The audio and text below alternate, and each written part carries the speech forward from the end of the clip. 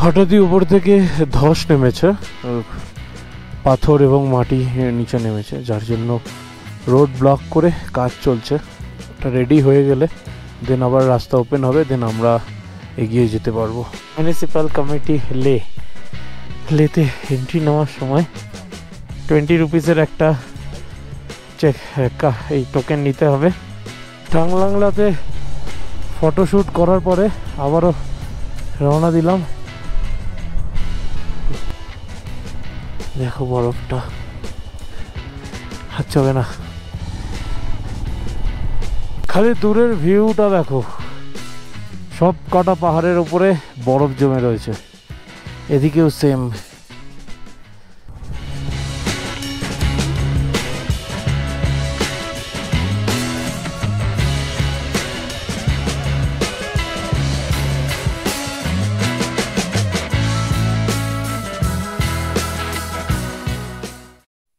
Morning from Sarchu.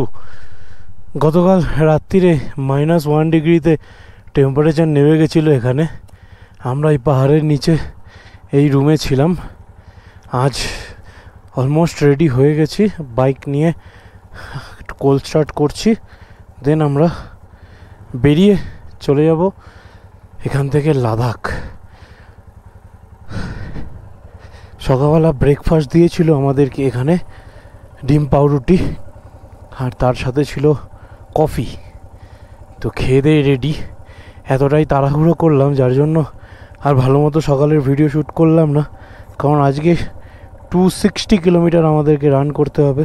আর যেহেতু দাদার বাইকের ইঞ্জিন অনুযায়ী ও আমার মতো জোরে রান করতে চাইছে না, তো সেজন্য একটু বেশি টাইম ধরে ওকে গাড়ি চালাতে দিতে হবে। তো চলো বেরিয়ে পড়ি। সারচুকে টাটা জানিয়ে আমরা চললাম লে লাদাখের দিকে। সমস্ত পেমেন্ট করা হয়ে গিয়েছে।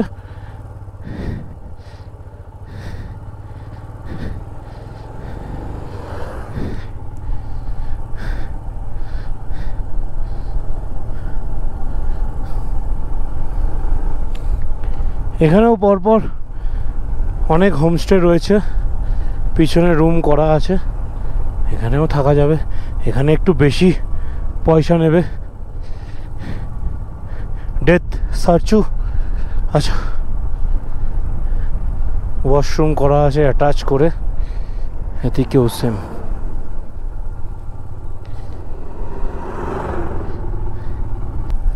ভিউটা দেখো খালি, দুর্দান্ত।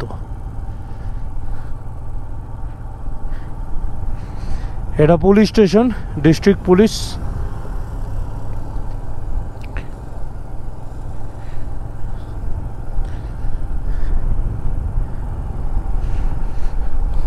সব র্যালি করছে একসাথে, এরা গাড়ি নিয়ে এসছে, টেন্ট ক্যাম্প করছে, খাওয়া দাওয়া করে আবার চলে যাবে।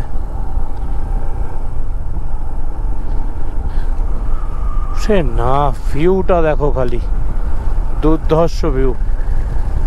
পাহাড়গুলো মনে হচ্ছে কি আস্তে আস্তে দূরে চলে যাচ্ছে, আরও রাস্তাগুলো বাড়িয়ে দিচ্ছে, মানে চালানোর সুযোগ করে দিচ্ছে আমাদেরকে। এখানে অনেকে টেন্ট ক্যাম্প করে আর একটু ভেতর দিকে একদম নদীটার ধারে, যাতে নদীর জলটা দিয়ে তারা রান্নাবান্নার কাজগুলো করে নিতে পারে। বেশি দূর না এবং বেশি ডিপও না নদীটা, খুব সামান্য, দূর থেকে মনে হচ্ছে অনেকটা ডিপ।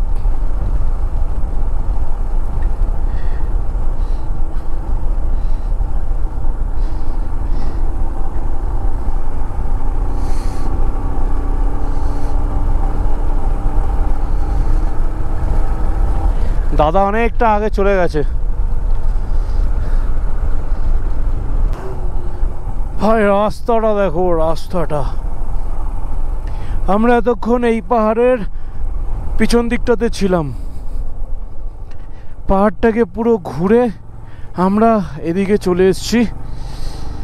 আর আমার বাঁ দিক থেকে যে জলটা বয়ে যাচ্ছে, একবার জলটা দেখাবো, দেখো মনে হচ্ছে পুরো বরফগুলো হু করে বয়ে যাচ্ছে, দেখা যাচ্ছে। না, একটু যেতে হবে।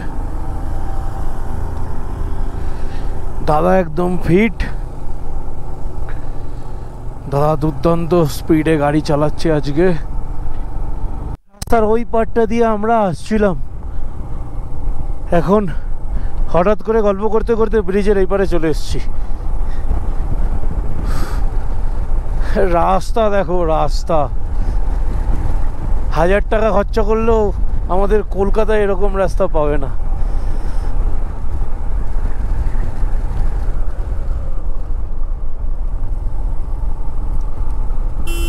দূরের ওই পাহাড়গুলো দেখো, বরফে পুরো ঢাকা। আমরা ওই রাস্তা দিয়ে ঘুরে ঘুরে এলাম।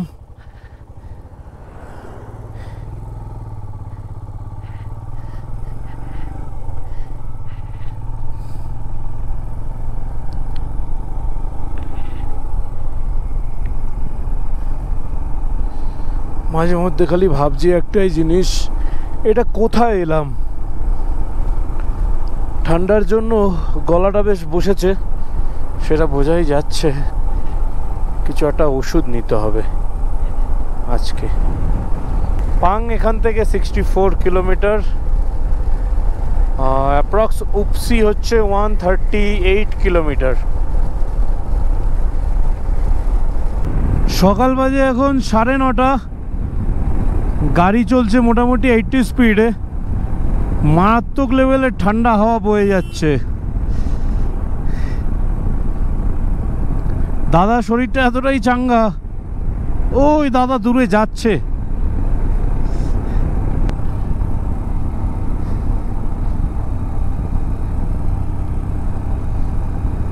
এখানে ধস নেমেছে উপর থেকে, যার জন্য রাস্তার উপরে চলে এসছে পাথরগুলো। এখানেও নেমেছে অল্প একটু। এই জন্য এই রাস্তাতে রাতের বেলাতে গাড়ি চালানো উচিত না। হ্যাঁ, এগুলো আবার আজকের মধ্যে আবার রিপেয়ার হয়ে যাবে। এগুলো হয়তো গতকাল রাত্রিরে নেমেছে কিংবা গতকাল দিনে নেমেছে, আজকের মধ্যে পুরো রাস্তা খালি হয়ে যাবে। এই টোটাল রাস্তাটা মানে NH3, এটাকে কন্ট্রোল করছে, মেনটেন করছে BRO ইন্ডিয়া, মানে হচ্ছে border road organization of India. তো থ্যাঙ্কস টু BRO ইন্ডিয়া এত সুন্দর রোড বানিয়ে দেওয়ার জন্য। লাদাখের তীর্থযাত্রীদের জন্য এই যে সুন্দর রোড, এর থেকে বড় পাওয়া ইন্ডিয়ান আর্মির কাছে আর কিছু হতে পারে না। Thanks to Indian army.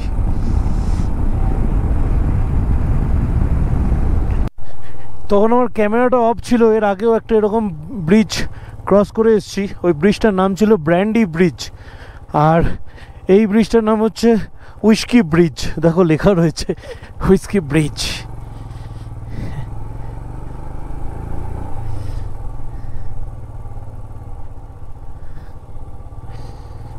Brandy bridge, whisky bridge. সমস্ত বাইকগুলো যাচ্ছে ওপরে।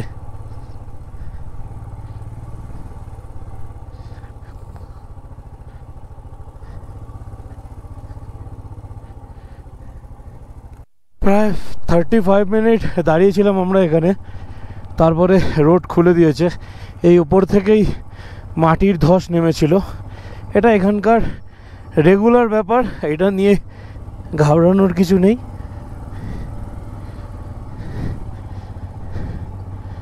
এখনও কাজ চলছে, ওই ধীরে ধীরে খুলে দিচ্ছে, আমরা এগিয়ে যাচ্ছি।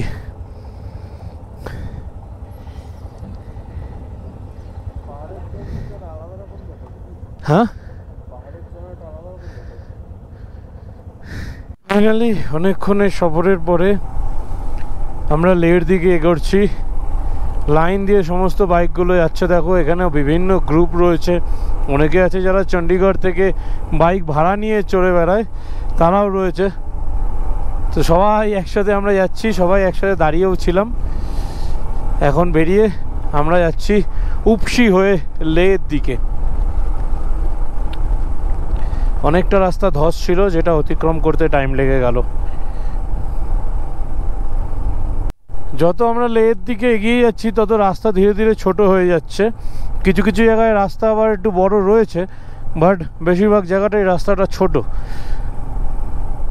গাটালুপস, এই জায়গাটার নাম গাটালুপস। ওপরে আরো রাস্তা তৈরি হচ্ছে এখানে।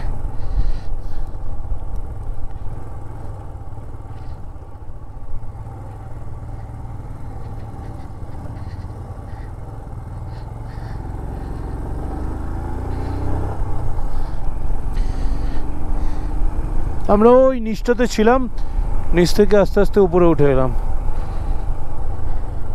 রাস্তাটা দেখো, আমরা পুরো ঘুরে ঘুরে ঘুরে ঘুরে আমরা অনেকটাই উপরে এসছি। প্রায় 18 কিলোমিটার আমরা খালি পাহাড় ঘুরে ঘুরে ঘুরে ঘুরে উপরে উঠছি। এখন আর প্লেন রাস্তা পাচ্ছি না, যার জন্য স্পিডটা কমে গেছে। এই রাস্তাগুলো দিয়ে খালি ভাবছি রাতের বেলাতে গাড়িগুলো চলে কিভাবে। এই অন্ধকারের মধ্যে এত ছোট ছোট টার্নিং, বড় বড় গাড়িগুলো চলে, ডেফিনেটলি বাইকগুলো তো চলেই না, খালি লরিগুলো আর বাসগুলো রাতের বেলাতে চলে। এই শুরু হচ্ছে অফ রোড।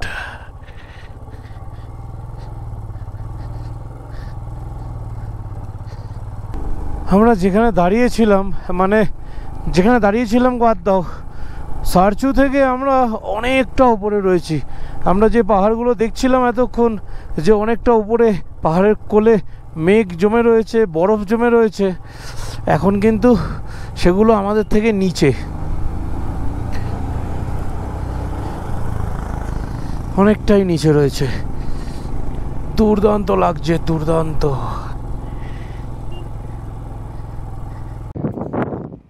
আমরা এই জলের যে ধারটা দেখা যাচ্ছে, নদীর ধার, এই নদীর ধার দিয়ে আমরা আসছিলাম। তো হঠাৎ করে কিছু পাহাড় চেঞ্জ করতে করতে আমরা এই পাহাড়গুলো সব পেরিয়ে আমরা এই রাস্তা দিয়ে এসে আমরা এখানে একটু দাঁড়িয়েছি। এতক্ষণে প্রায় আমরা 45 কিলোমিটার রান করলাম। আমরা অনেকটাই উপরে আছি। এবার ধীরে ধীরে বোঝা যাচ্ছে যে আমরা আস্তে আস্তে ড্রাই প্লেসে চলে যাচ্ছি, যার জন্য আমাদের শুকিয়ে যাচ্ছে গলা বারবার। হাইড্রেশন ব্যাগটার এবার প্রচুর পরিমাণে কাজ রয়েছে। লরিগুলো আসছে বলে আমি দাঁড়িয়ে রয়েছি। বাই চান্স যদি চাকাটা এদিক ওদিক হয় তাহলে লরির মধ্যে গিয়ে লাগবে, তো সেই জন্যই দাঁড়ানো। কারণ এখন বেশিরভাগ রাস্তাটাই পুরো অফরোড থাকবে, এর মধ্যে দিয়েই যেতে হবে। কারণ এই রাস্তাগুলো রেগুলার তৈরি করা সম্ভব না, আর এখানে রেগুলার ধসটা নামবেই নামবে। রাস্তার থেকে বেশি ভয় লাগে লরিকে, যেভাবে হুট করে টার্নগুলো নিয়ে নেয়। আর পাহাড়ি রাস্তায় সব থেকে বড় প্রবলেম, কেউ হর্ন দেয় না। যে কোনো অফরোড গাড়ি আরাম করে যাবে এখান দিয়ে, যেরকম আমার রুদ্র যাচ্ছে। এর থেকে ভালো গাড়ি এই রাস্তার জন্য কিচ্ছু নেই। Himalayan is the best. না ভিস্ট্রম, না KTM 390 অ্যাডভেঞ্চার, কোনো গাড়ি চলবে না, only for Himalayan. Himalayan is the best for this road.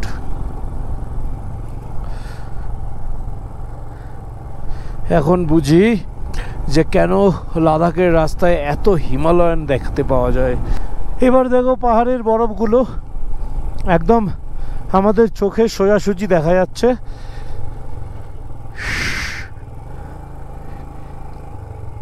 এদিকের পাহাড়গুলোতেও বরফ জমেছে।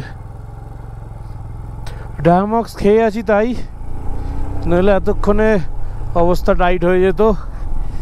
গিলা পাস, অল্টিটিউড 15,547 ফিট। এবার খালি রানিং নামার পালা নিচের দিকে। এতক্ষণ খালি আপে উঠেছিলাম, এবার নামবো নিচে। টানেল করে দিতে পারে, তাহলে 1 ঘন্টার লাদাখ পৌঁছে যাওয়া যায়। সেটাও হবে, ইন্ডিয়ান আর্মির সহযোগিতায় সেটাও হয়ে যাবে। চুংলা হচ্ছে 16,616 ফিট উচ্চতায় একটা পাস। এখানে খুব ড্রাই এরিয়া, দেখো প্রচুর ধুলো উঠছে, অক্সিজেনের খুব প্রবলেম হয়, তাই বেশিক্ষণ এই জায়গাটা দাঁড়ানো যায় না। এখানে একটু ছবি তুললাম। দাদা তো অনেকক্ষণ হলো বেরিয়ে গেছে, ও ছবি টবি তুলছে না, ও রানিং খালি বাইক চালাচ্ছে। তো ভোলেনাথকে একটু প্রণাম করে আবার বেরিয়ে পড়লাম। হরি ওম নমঃ শিবায়। পাহাড়ের আবার বরফটা একদম সামনাসামনি দেখা যাচ্ছে, দেখো।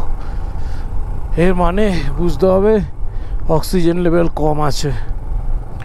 এখন অবধি প্রবলেম হচ্ছে না, তবে মাথাটা ডায়মক্স খেয়েছি, তবুও মাথাটা টিপটিপ করছে। এখানে রাস্তাঘাট মোটামুটি পাং অবধি পুরোটাই খারাপ, কাজ চলছে কন্টিনিউ।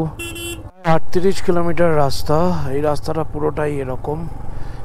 এখনও আরও মোটামুটি 7 থেকে 8 কিলোমিটার এরকম রাস্তা রয়েছে, তারপরে রাস্তাটা ঠিক হবে।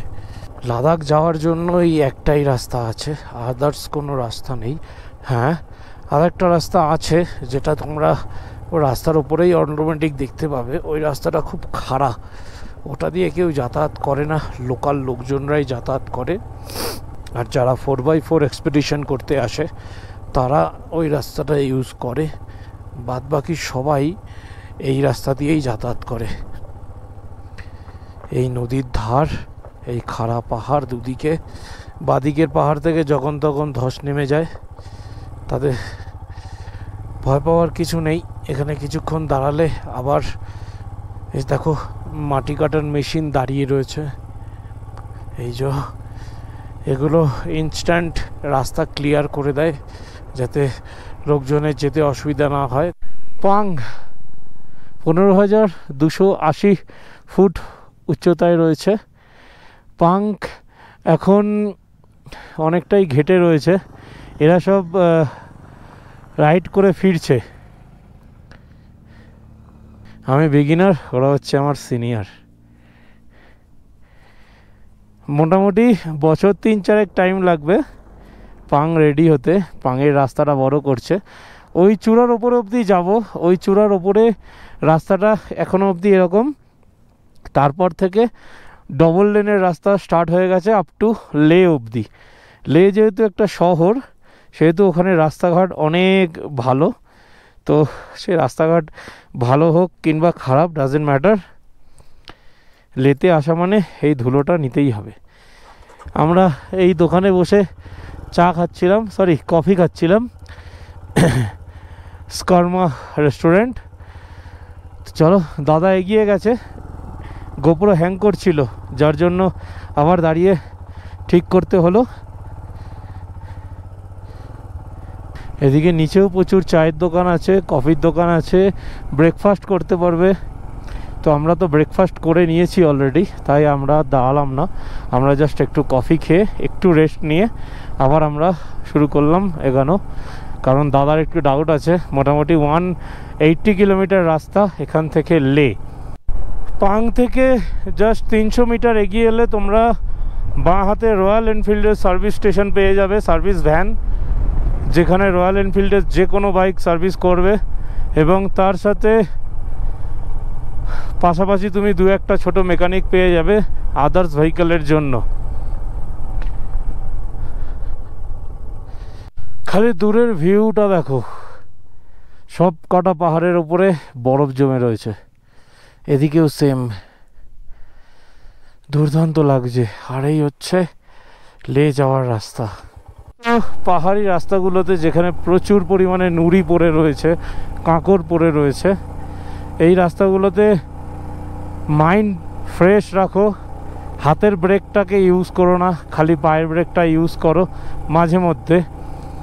আর ফুল ক্লাচটাকে ছেড়ে দিয়ে first gear, maximum second gear, ব্যাস, আর কিচ্ছু না। এখানে ডাবল লেন তৈরি হচ্ছে, রাস্তা এতটাই চওড়া করেছে, এখানে ডাবল লেন করছে পিচ দিয়ে। এই শুরু হলো ভালো রাস্তা। পাং থেকে মোটামুটি 5.5-6 কিলোমিটার রাস্তা ক্রস করার পরে এই পিচের রাস্তা পেয়ে যাবে।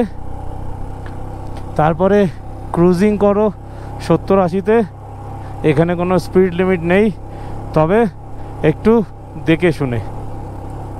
আকাশের ওপরে যে মেঘগুলো ভাসছে, যার জন্য পাহাড়ের এই জায়গাগুলোতে ছায়া পড়েছে, দেখো কি সুন্দর লাগছে দেখতে।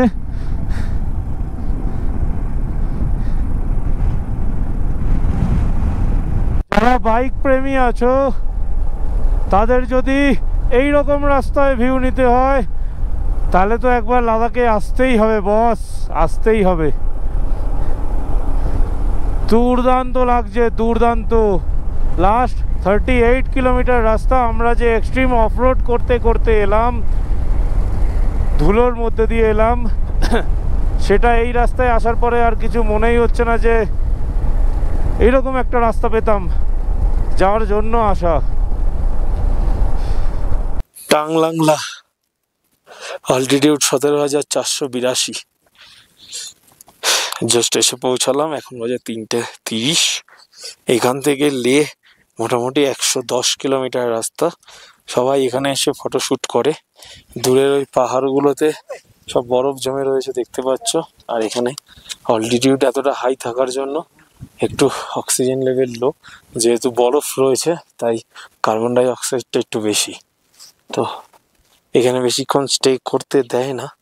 তো এখানে একটা মঞ্চটি আছে, সবাই আসে, প্রণাম করে, ফটোশ্যুট করে এদিকে চলে যায় লেহ লাদাখ। অলরেডি কাকা উঠে পড়েছে গাড়ির ওপরে ছবি তোলার জন্য। দাদারা এতটাই ক্লান্ত, একটু ঘুমিয়ে নিচ্ছে, তারপরে আবার বেরোবে।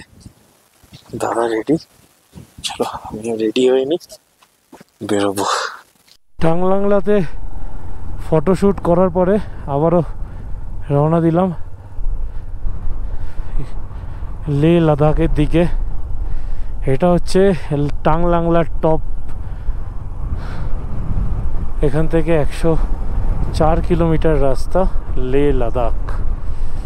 লে আর লাদাখ দুটোই আলাদা রাস্তা, বাট প্রথমে পরে লে, তারপরে পরে লাদাখ, কিন্তু সবাই লে লাদাখই বলে একসাথে কথাটা। চলো আমরা লেতে উঠবো, লাদাখে উঠবো না। পাশে আইস পড়ে রয়েছে, ব্ল্যাক আইস, তার মধ্যে দিয়েই আমরা যাচ্ছি। 17,400 ফুট ওপরে, মানে স্বাভাবিক আইস তো থাকবেই। রাস্তার ধারে কিরমভাবে বরফ পড়ে আছে। ঠান্ডা লাগছে না, কারণ বরফগুলো রীতিমতো গলছে। দেখো বরফটা, হাত হবে না। ভিউটা দেখো বন্ধুরা, ভিউটা দেখো।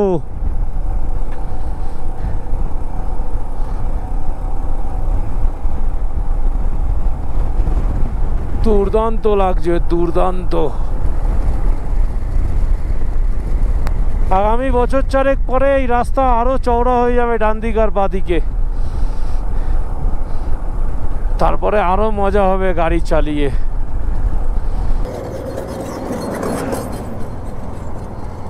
হাঁটতে হলে আমাকেই মেরে দিত।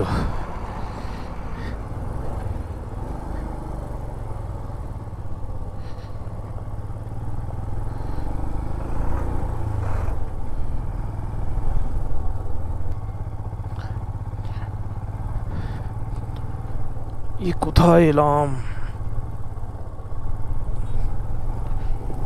শুধু ধুলো আর ধুলো। আলতার কটা রং বলতে পারো? আলতাতে দুটো রং হয়, একটা হচ্ছে শুকিয়ে গেলে হালকা সোনালি কালার লাগে, আর একটা লাল রং, লাল কালার। তো এখানেও দেখো পাহাড়টার দিকে তাকাও, দেখো লাল, সবুজ আর হলুদ তিনটে কালারের জন্য খুব সুন্দর লাগছে। এই মুহূর্তে আমরা রয়েছি রামস্টেতে। প্রায় অনেকটা রাস্তা কভার করেছি। লে থেকে এখানে 80 কিলোমিটারের ডিস্টেন্স। দূরের পাহাড়টা দেখো লাল হয়ে রয়েছে।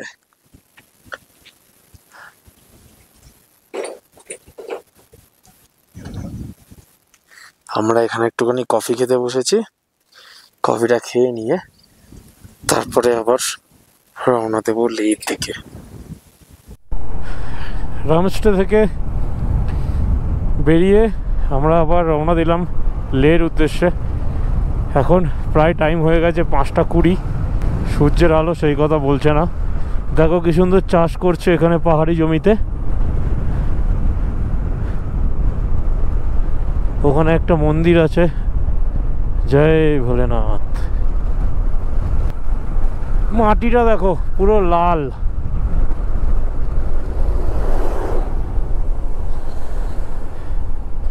বাদিকে একটা খুব সুন্দর জলপ্রপাত ছিল।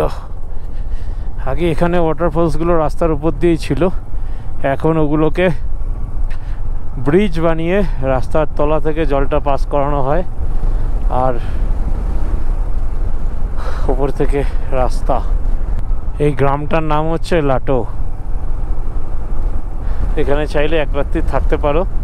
এখানকার অল্টিটিউড কম, তাই কোনো রকম প্রবলেম হবে না। তোমরা চাইলে এখানে টেন্ট ক্যাম্প করেও থাকতে পারো।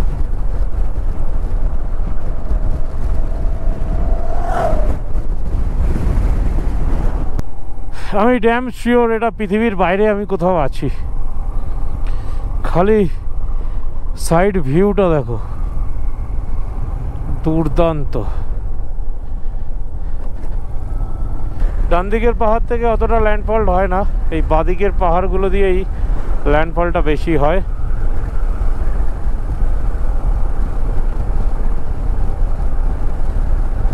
মিউনিসিপ্যাল কমিটি লেতে এন্ট্রি নেওয়ার সময় 20 রুপিসের একটা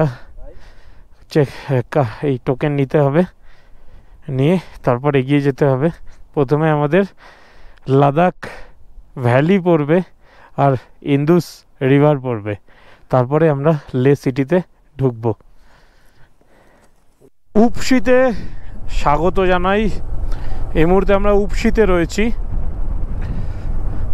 একটা সময় ছিল যখন এই নদীতে অতটা জল ছিল না, তখন বাইকগুলো জলের ওপর দিয়েই পারাপার করতো। এখন জলের স্রোত বেড়েছে, তাই এখানে একটা ব্রিজ তৈরি করে দেওয়া হয়েছে, উপসি ব্রিজ। দেখো এদিক থেকে জলটা আসছে, এইদিকে চলে যাচ্ছে। এখন জলের স্রোতটা অনেক বেড়ে গেছে।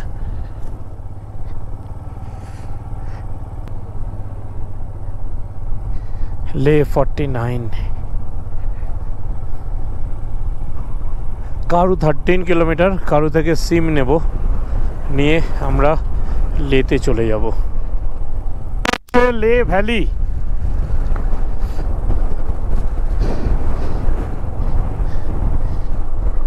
এখান থেকে 43 কিলোমিটার কন্টিনিউ এই ভ্যালির পাশ থেকেই যেতে হবে।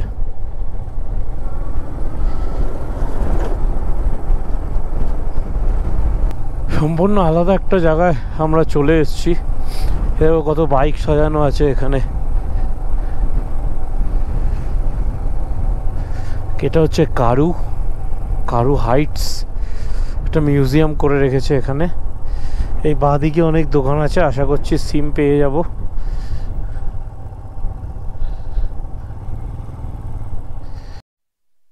6:50 বাজে, এখনও এখানে দিনের আলো ভরপুর রয়েছে। এই হচ্ছে ডিজিটাল ওয়ার্ল্ড কারুতে এন্ট্রি নিয়েই জাস্ট বাইকার্স ডেন পয়েন্টটা ক্রস করবে, দেখবে বাহাতে পরপর 2-3টে মোবাইল অ্যাক্সেসরিজের দোকান আছে, যেখানে তোমরা মোবাইল সিম কার্ড এবং মোবাইলের যদি কোনো এক্সট্রা অ্যাক্সেসরিজ লাগে সেগুলো সব পেয়ে যাবে। তো এখান থেকে সিম নিয়ে আমরা এখন যাব 36 কিলোমিটার লাদাখ। তো চলো, লেট করবো না, এবার তাড়াতাড়ি করে সন্ধে হয়ে যাবে। যদি তোমরা কারুতে থাকতে চাও, এখানে পরপর অনেক হোমস্টে পেয়ে যাবে, যেখানে থার্মাল জ্যাকেট, টুপি সব কিছু পেয়ে যাবে। এখানে অনেক হোমস্টে আছে পরপর, দেখো এই যে হিমালয়ান ইন হোমস্টে, এইসব হোমস্টেগুলো নিয়েও থাকতে পারো। লাদাখে একটু ভিড় বেশি, তো সেই জন্য এই এরিয়াগুলো খালি খালি থাকে, তো এখানে সবাই এসে ভিড় করে, বাট এখানে কিন্তু একটু কস্টলি। মানালি থেকে কারু অবধি কোনো পেট্রোল পাম্প চট করে পাবে না, 2-1টা পাম্প পাবে যেগুলো হিডেন, কোনো ইন্ডিয়ান অয়েল, এইচপি কিছু লেখা নেই। সেগুলো যদি মিস করে যাও তাহলে একদম তোমাদেরকে কারুতে এসেই পেট্রোল পাওয়া যাবে। তো সেই জন্য সবথেকে ভালো আইডিয়া সেটা হচ্ছে মানালি থেকে ওঠার সময় যদি ফুল ট্যাঙ্ক করে নেওয়া যায় বেস্ট, আর তার সাথে যদি দুটো কিংবা একটা 5 লিটারের রিজার্ভ নিয়ে নেওয়া যায় আরও ভালো। তো আমার কাছে দুটো রিজার্ভ ছিল, একটা আমার জন্য একটা দাদার জন্য, দুটোর মধ্যে একটাও লাগেনি। আমি কারুতে আসার পরে কারু থেকে ফুল ট্যাঙ্ক আবার করে নিলাম, 999 টাকার তেল নিল। এখানে তেলের দামটা একটু বেশি, আবার এখানে 101 টাকা লিটার। যাক ঠিক আছে, আমরা তো 107 টাকা লিটার ধরেই অভ্যস্ত, তাই অসুবিধা নেই। আর মাত্র 20 কিলোমিটার বাকি আছে লে ঢুকতে। লে ঢুকে সবার ফার্স্ট ব্যাগগুলো খুলবো, খুলে আগে স্নান করব, কারণ প্রচুর ধুলো বালি মেখে রয়েছি, স্নান না করে হচ্ছে না। পুরো মনে হচ্ছে বিদেশে আছি, খালি রাস্তাটা দেখো।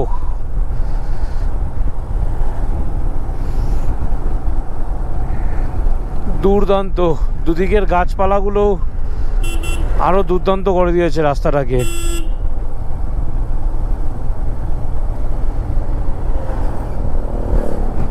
ফাইনালি লে লাদাখ আমাদেরকে স্বাগত করছে।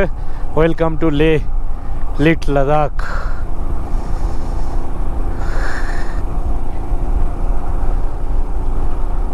আমরা লেতে ঢুকে পড়লাম,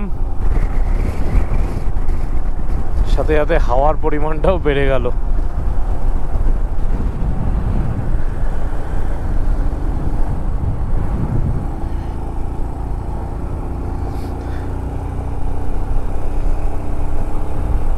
একটা জিনিস দেখে খুশি হলাম যে লাদাখে কারেন্টটা অ্যাটলিস্ট আছে। সমস্ত ক্যামেরাগুলো চার্জ করতে হবে, কোনো মতে চার্জ করে চলছে। গাড়িতে একটা কি লাগিয়েছি চার্জার, ঠিকঠাক টাইমে ঠিকঠাক চার্জ নেয় না, যখন দরকার না তখন কি সুন্দর চার্জ দিয়ে নেয়।